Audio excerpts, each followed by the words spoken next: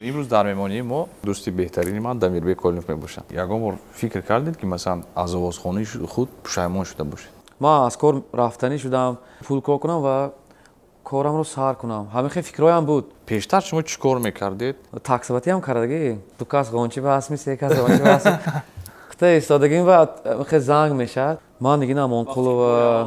چی شد یک بار چشماق زد و گفتم راد و برق؟ شاید من دویت نمیخوندم. حاضر اینقدر موفق نمیشدم. آهسته صورت میرود، سراینده رو دیگر نمیشناسند. من بسیار خرسند که همین دور زمان به مرا خداوند با استاد جورابک منوتوف روپرو کرد و من از استاد بسیار چیز آموختم. بعضی بودجت کلیپ‌های شما رو من میدونم که تا 100,000 سومانی برآمده است. خودتان استراحت میکنید، یعنی کیف میکنید کاری کردگیتون. پیشنهاد کارگردان است یا اینکه خودتان میگید که من باید در همه جا توی میرفتید اون وقت یا همچون نوازنده شدم میرفتم و کدام اسباب موسیقی بود؟